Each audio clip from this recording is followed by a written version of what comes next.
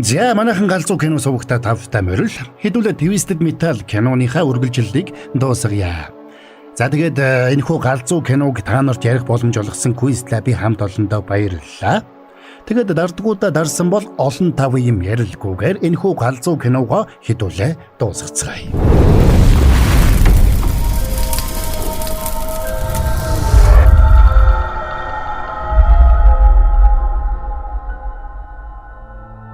За Quiet-ийг эндүүлэн дайрсан мөрдөгч Stone тэрнийг машинтай хамт хэлбэлэх шахсан ч Quiet-ийг азуулахад John тэнд амжиж хурч иржээ. Тэгээд John машиндаа суйрлуулж онцгой тохиолдолд ашиглахаар бэлдсэн байсан цорын ганц буужингаар харваж Stone-ийн машиныг дэлбэлж орхино. Ингээд John ухаан алдсан Quiet-ийг нэгэн орхигдсон түргэн хоолны газар тавьчихлаа. Гэтэл ухаан орсон даруйда Quiet мөрдөгч Stone-ыг зүйл дуусгахын оронд орхиод ирсэнд нь ууралж толгой төрүүгүй загинж эхэлдэг. Гэвч John-той маргах зураа John өөрийнх нь амийг аврахын тулд ам хайргүй тулдаж цорын ганц буужингаа хүртэл харамлалгүй харавсныг нь ухаардаг. Тэгээд сэтгэл нь хөдөлсөн Quiet John-ыг тэрч аваад өнсөлдөж эхэлнэ. Ингээд бөмбөгөн пүүл дотор цагийг жаргалтай өнгөрүүлснийхээ дараа Quiet өшөө авах зорилгоо биелүүлэхээр дахин гарч явлаа. John тэрнийг зогсоохыг оролдсон ч Quiet өшөөгөө авахаас нааш зогсохгүй гэж хатуу шийдэж. Гэтэл яг энэ үеэр тэнгэр бүрхэж соронзон цахилгаандаа шуурж эхэлсэнд тэр хоёр бушуухан шиг буцаж түргэн хоолны газарт толгой хорогддог. Ингээд шуурга өнгөртөл хүлээх зураа John өөрийгөө шинэ Чикаго хотоос шинэ Сан Франциско хот руу бараа авчрахаар явж байгаа тухайга хэлж хэрв энэ даалгаврыг амжилттай биелүүлбэл өөрийг нь Сан Франциско хотын иргэн болгохоор амласан гэдгийг ч хэлдэг. Хэрв тэд энэ даалгаврыг хамтдаа биелүүлэх юм бол Raven тэднийг хоёуланг нь Сан Франциско хотын иргэн болгоно гэдэгт итгэж байгаагаа John хэлнэ. Гэвч Quiet том хотод амьдрах хүсэлгүй байгаагаа John-д хэлдэг. Учир нь тэр ахынхаа хамт Оранж хотод ажиллаж амьдарч байхдаа аимшигтай зовлон амссан байж.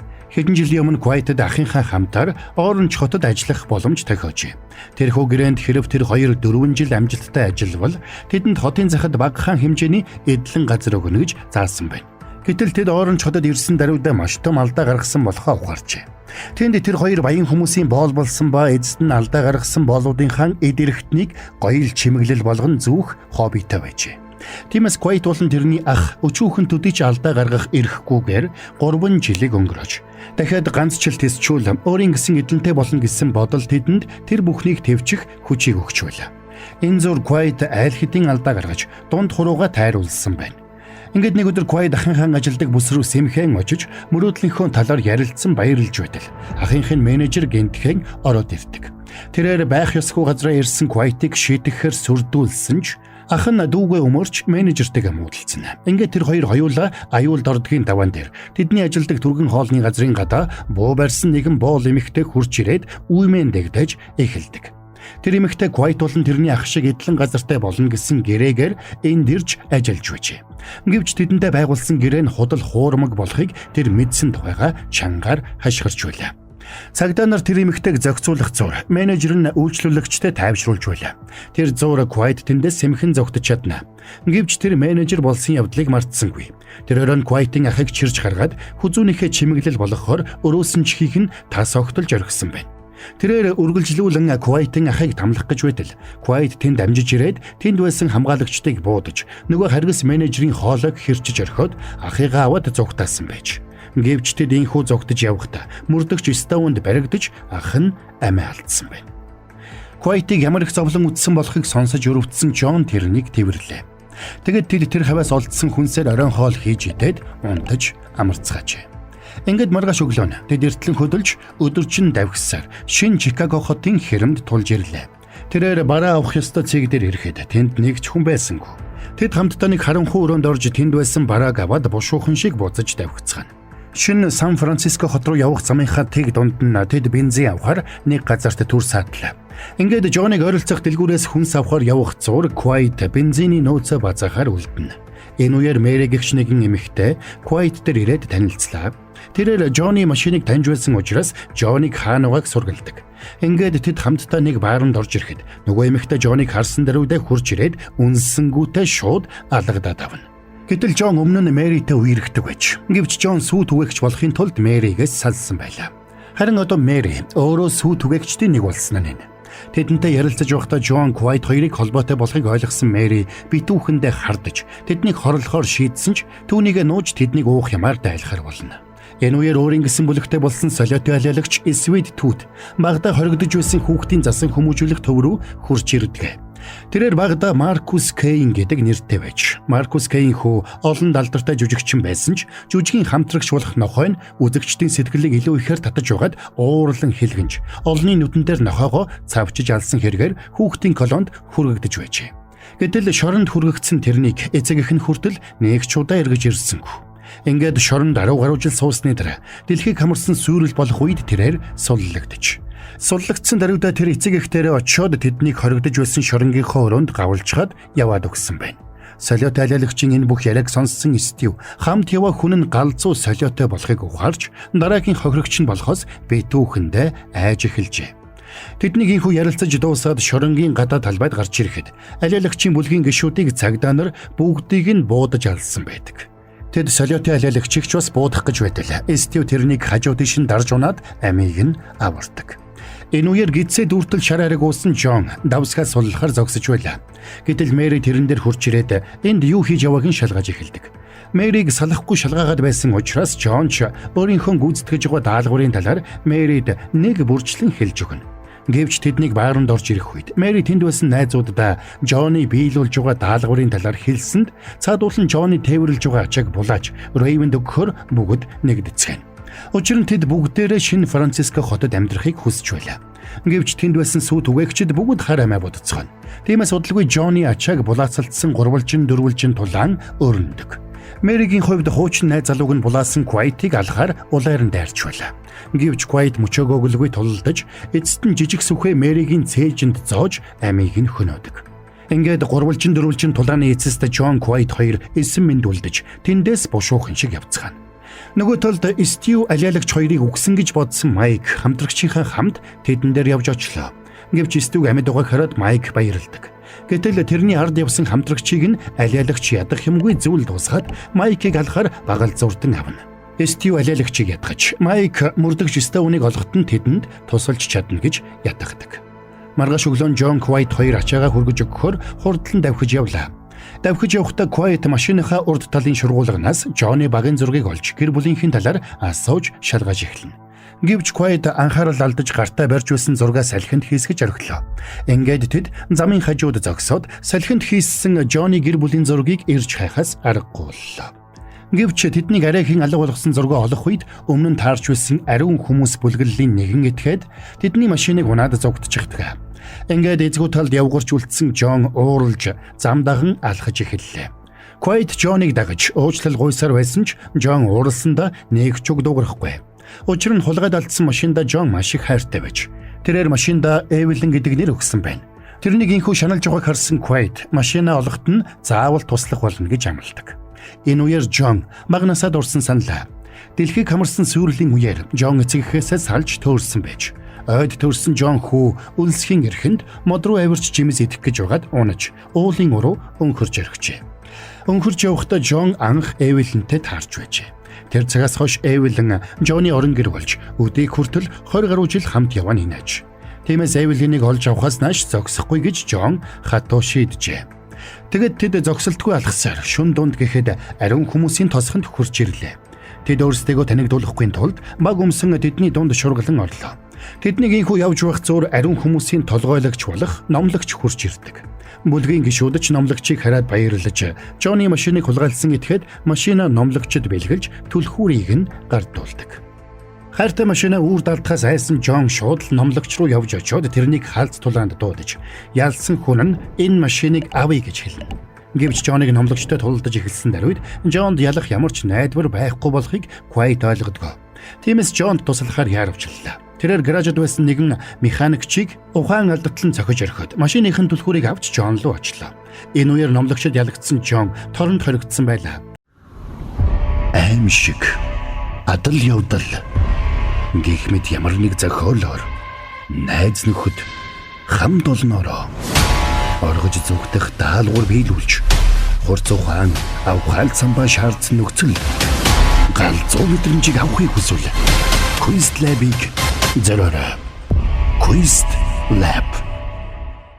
Квайт Джоныг сэмхэн суллаад машины дэлгүүрээ харуулж ачаагаа хулгайлаад авчихсан учраас эндээс бушуухан шиг явъя Гэсэн ч Жон өөрийнхөө хайртай машин буюу Эвелинийг олохоос нааш тэндээс явахгүй гэж гүжүүлнэ. Жоны энэ зэрүүд занд гомдсон Квайт Жоныг орхиод ганцаараа явсан бол Жон машин руугаа гүйжээ. Гэвч машин дээрээ ирсэн даруйдаа тэр номлогчд баригдчихна. Ингээд тэд тулдах зур номлогч сумалдаж Жоны машины банкыг онож орхино. Ийхүү хэсэг тулдсны эцэст Жон бас л хүчин мөхөсдөж алуулах дээрээ тулна. Гэвч номлогчийг хутгаа гаргаад Жон руу дүрхийн өмнө тэнд байсан машин нь дэлб үсэрдэг. Энэ хүчтэй дэлбэрэлтийг алсаас харсан Квайт Жоныг амиа алджээ гэдгийг ойлгоно. Тиймээс Квайт уйлан харуулсаар тэндээс явлаа. Гэтэл аз болоход Жон дэлбэрэлтээс амьд үлджээ. Эвелиний капут тэрнийг дэлбэрэлтийн цохилтоос хамгаалсан байна. Энэхүү дэлбэрэлтийн дараа тэнд байсан ариун хүмүүс бүгд тэндээс явсан бол Жон хамтдаа өнгөрүүлсэн сайхан дурсамжаа санан гашуудан уйлцсуулаа. Энэ үеэр Майкийг игнэндээ нэгтгсэн солиотой алуурчин бүлгийнхнийг нь хөнөөсөн мөрдөгч Стоуныг агнахаар замдаа гарчээ. Харин газрын зураг даган явах тал дээр туршлагагүй Квайт газрын зурагныхаа учрыг олох гэж мөнгөнж байгаад замаасаа гарч чалга руу унаж орхино. Квайт сандарч машинаа эргүүлэн зам руу оруулах гэж хичээсэн ч хүч нь хүрдэггүй. Энэ үеэр нэг дээрэмчин Квайт дээр ирээд буу тулгаад ачааг нь дээрэмдэх гэж оролддог. Гэвч Квайтын аз болоход Амбер тэнд дамжиж ирээд нөгөө нөхрийг хавчаахаагаар харваж зөвлөд дуусгана. Амбер Квайтыг дөхүүлж өгье гэсэнд Квайт ч зөвшөөрч машинтайгаа хамт чиргүүл рүү нь орцсуулаа. Гэтэл тэнд нь Жон ч бас хамт яваа болж таарна. Квайтыг харсан Жон баярлаж тэрнээс уучлал гуйсан боловч Квайт тэрнтэй үг дуурсангүй. Тэрээр Жоныг амьд угаад битүүхэндээ баярлж байсан ч өөрийг нь машинаасаа дорд үтсэнд Жонд гомдсон байлаа. Тэд Квайтын машиныг засаж Сан Франциско руу хөдлөхөөр бэлтгэж эхлэх үед Жон Квайт дээр дахин ирж уучлал гуйх гэж оролддог. Гэсэн ч Квайт Жоныг зөвхөн өөрийгөө боддог. Зөвхөн өөрийнхөө мэдрэмжийг энэ тэргуунд тавьдаг гэж буруутгана. Гэвч Жон шантралгүй уучлал гуйж Квайтыг өөрөөсөө өөрсгүй эрхэм хүн гэж үздэг тухайга тайлбарладаг. Ингээд хэсэг маргалдсны эцэст Квайт Жоныг уужладаг. Гэтэл гэнэт тэдний цуваа руу үл таних хүмүүс гал нэж эхэллээ. Стоун болон тэрний хүмүүс тэдэн лүү халдаж ирсэн болохыг тэд мэдээд Стауны хүмүүстэй дайдахар шийднэ. Тэд Ваадстай мөр зэрэгцэн тулдахаар бэлтгэж шинэхэн машинаа буу зэвсгээр тонголж дуусна. Тэд машинда Road Kill гэдэг нэр өгчээ. За ингээд үүр цайхад тэд хамтдаа Стауны хүмүүсийн хүлээж байгаа авраг том зогсоол дээр хурж ирцгэн. Эхэндээ бүх зүйл намгүн байсан ч мөрдөгч Стоун холын нэгэн цамхаг дээрээс дурантай буугаар буудаснаар ширүүн тулаан эхэллээ. Энэ бол мөрдөгч Стауны залуустай өгсөн дохио байдаг. Ингээд манай цуваа руу Стауны залуус цагдаагийн машинуудтайгаа дайрч тал талаас нь буудаж эхэлцгэн. Тулаан ширүүсэж эхлэхэд Ваадс ч бас тулааны машиндаа суугаад тэдэнтэй тулдаж эхэлдэг. Гэвч цагдаа нар тооны хувьд илүү байлаа. Яг энэ үеэр хөндлөнгөөс нэг машин пуучин харавсаар орж ирсэн нь Стауныг агнахаар ирсэн Sweet Tooth-ийн зайрмагны машин байдаг. Ингээд дайран орох үедээ Стюд толгой дээр нь гал асаахыг шаарддаг. Ингэвэл илүү аимшигтай харагдах болно гэж тэр тайлбарласанд Стюч арга буюу алиалагчийн толгой дээр гал асаалаа. За тэгэд машины зогсоол дээр ширүүн тулалдан өрнөж машинууд бүгд бие биерүүгээ зогсоо зайгүй галалцгаана. Манай хоёрч тонголсон машинаараа буудаж цагдаагийн машинуудыг толгой дараалан устгасаар. Тэднийг харсан солиотой алиалагч хуучны танилуудаа таниад баярлдаг. Энэ үеэр мөрдөгч Стоун өөрийн тонголсон машинаараа Жон Квайт хоёрыг мушгиж дагдаг пуучингаар харавлаа. Манай хоёр пуучинд оногдохгүй гэж чадлаараа хичээсэн ч дагдаг пуучинд оногдож сүрэх нь гарцаагүй болно. Яг энэ үеэр уралдааны машин унсан Ваадс тэдний дундуур орж дагдаг пуучинг дагуулan давхсаар манай хоёрын машинаас холдуулж нэг цагдаагийн машиныг дэлбэлж орхино. Харин ачааны машинаас өөрийн талынхны галаараа дэмжиж байсан Амбер тэнсэн суманд оногдоод хүнд шархаддаг. Энийг нь харсан Амбрын хамтрагч тэрэнд туслахаар угсхийлээ. Тэднийг инхүү сатаарч байгааг анзаарсан Sweet Tooth тэдний араас довтолж ачааны машиныг дэлбэлж орхино. Энийг харсан Стю солиотой алиалагчид уурлж дайсан биш хүмүүсийг яагаад устгаж байгааг нь асуулаа. Гэтэл солиотой алиалагч зүгээр л зугаацах гэж тэднийг дэлбэлсэн байж. Солиотой алиалагчтай удаан хамт явах боломжгүй болохыг ойлгосон Майк бууга гаргаад буудах гэсэн боловч алиалагчид баригдаж хөдлөх аргагүй боллоо. Алиалагч Стюг бууга авч Майкийг буудахыг тушаасан ч Стю найзаагаа буудахын оронд алиалагчийг буудаж орхиод машинаас нь үсрэн бууцгаана. Энэ үеэр мөрдөгч Стоун жолоодлоггүй болсон зайрмагны машины ард гараад дэлбэлэхээр ширүүн буудаж эхэлжээ. Гэвч хүн чархацсан боловч хараахан үхээгүй байсан солиотой алиалагч Стауны машин руу үсрээд гарч ирлээ. Стоун тэрнийг машиныхаа капотон дээрээс буулгах гэж оролдсоор эцэст нь гэдэс рүү буудаж унаглаа. Солиотой алиалагч газар дунсан ч үгсэнгүй. Гэвч тэрнийг босч ирэх үед Стив Майк хоёр машинаараа мөргөж орхиод цааш зогтцгаана. Ингээд тулааны талбарт мөрдөгч Стивны машин болон Джонни машин хоёр л үлднэ. Стивнээс зүгтаагаад хол явахгүй гэдгээ ойлгосон Джон ч огцом эргэж урдаас нь дайрна. Хоёр машин бие биелүүгээ тасралтгүй шүрссээр халз мөргөлтөд Стивны машин хажуу тийшээ өнхөрч онхолддог. Джон Квайт хоёр ч мөргөлтийн хүчинд цахиулж ухаан алдсан байна. Гэтэл 7 голтой Стив үхээгүй байлаа. Тэрээр Джонни машины дээр ирээд Квайтыг кабинаас чирж гаргадаг. Ингээд чирэгдэж гарахдаа Квайт Джонниг сэрэх гэж оролдсон ч Джон сэрсэнгүй. Мөрдөгч Стив Квайтыг газар тунгаад буудахаар завдаж байтал амжиж сэргсэн Джон жижиг сүхээ шидэж мөрдөгч Стивны толгойд зоож орхино. Үхтгэхийн үнсэн Стивны Квайт буудах гэсэн боловч болоод удаанаар завж өгөх үү өөрийгөө буудах уу гэдгээ өөрөө сонго гэж хэлээд нэг сумтай буу гарт нь бариулж орхиод цааш тавилаа. Ингээд гарах гарцгүй болсон мөрдөгч Стив өөрийгөө буудсан бол Вадс хүн шаргацсан ч амьд үлдсэн Амбертай уулзаж тэврэлтэнэ. Манай хоёр ч тэндээс харах хурдаараа давгсаар хэдэн цагийн дараа шинэ Сан Франциско хотын хэрэмд тулж ирлээ. Джон тэнд хотын захирагч Рейвенд ачаагаа өгөөд Квайттай хамт хотын иргэн болох хүсэлтэй байгаагаа хэлсэн ч Рейвен халгаасангүй. Тэрээр Жонд тохиролцоогоо сануулж ганцхан тэрнийг л хотын иргэн болгоно гэж хэлдэг. Энийг сонссон Джон Квайтыг хотын гадна орхихгүй гэдгээ хэлээд хотын иргэн болохоос татгалзаж байгаагаа хэлнэ. Энийг сонссон Квайт Джоныг хот дотор сайхан амьдрах хэрэгтэйг нь хэлээд ганцаараа тэндээс явна гэж зүтгэдэг. Джон Квайтыг орхихгүй гэж хэлээд дагах гэж оролдоход Квайт Джонны бууг шүүрч аваад мөрлөө нь буудаж тэнд байсан цагдаа нарт Джоныг хот руу оруулж эмнэлгийн тусламж үзүүлэхийг шаарддаг. Ингээд цагдаа нар Джоныг чирэн хот руу авч орсон бол Квайт нулимс цэглэгнүүлэн эргэж машиндаа суугаад тэндээс явдаг. Гэтэл Джонни боо юм болж авчирсан ачаа нь ердийн нэг зайрмаг байж таардаг. Өөрөөр хэлбэл Рейвен Джонд илүү чухал ажил даалгахын тулд ур чадварыг нь сорьсон тэр байж. Тэр цагаас хойш нэг сар өнгөрчээ. Сүү түгээгч Джон маань шархаа бүрэн идгээж том хотын тансаг амьдралдаа даасаж эхэлжээ. Гэсэн хэдиж тэр Квайтыг маш ихээр санаж байлаа. Тиймээс Джон тэсэлгүй Рейвентэй уулзаж Квайтыг хайж олохын тулд хотоос явах хүсэлтэй байгаагаа хэлнэ.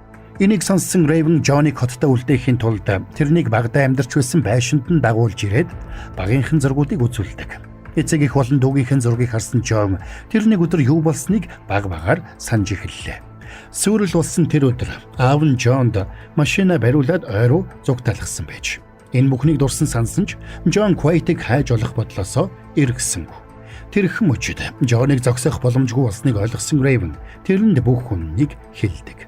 Юу гэвэл томоохон хотуудын дунд хамгийн шилдэг тулаанч жолооч нарын дунд үхлийн тулаан зохион байгуулагдах гэж байгаач. Тэрхүү тулаанд Америкийн хамгийн шилдэг тулаанч жолооч нар оролцох ба шагналт нь ялагчийнх нь хүслийг юу ч байсан бүрэн биелүүлэх ёстой байна. Тэр тулаанд оролцсон тулаанч нараас хамгийн сүүлд амьд үлдэж чадсан ганцхан хүн л энэ шагналыг хүртэх ёстой байлаа. Рейвен тэр тулаанд Джоныг өөрийнхөө өмнөөс оролцуулж Джон ялсан тохиолдолд шагналыг нь өөрөө авахар төлөвлөж байсан нь тэр байж. Энэ үеэр хөдөөний нэгэн зам дээр давхиж явсан Квайтын машины дугуйг хэсэг багтаа эмэгтэйчүүд хагалж тэрнийг барьж авдаг. Тэрхүү бүлгийн толгойлогч ахыгаа хайж байгаа гэдгээ тайлбарлаад ахыгаа хайж олоход нь Квайтыг туслана гэж найдаж байгаагаа хэлнэ. Тэр эмэгтэй Джонни төрсөн дүү болохыг мэдсэн Квайт нэлээд гайхан цочирдсноор кино маань конец фильма. За энэ түрээд энэхүү галзуу киноны тайлбар маань дуусч байна. Манайханд таалагдсан биз дээ? Бас л галзуу үйл явдлууд гарлаа шүү. За тэгээд манайхаа энэхүү киног ярих боломж олгосон Quiz Lab-ийн хамт олондоо баярлалаа. Галзуу кино сувгийн галзуу хамтрагч Quiz Lab-аар манайхан нэг ороод гарцгаан үз галзуу мэдрэмжийг бодтоор хамт олон найз нөхдөөрөө мэдэрцгэн гээл бод. Description хэсгээс Instagram, Facebook руу ороод тэгээд мэдээлэл авцгаарай. За тэгээд манайхаа дардгуудаа дараад дараагийн галзуу киногоо хүлээж авах мартуу тун удахгүй эргээд уулзацгаая.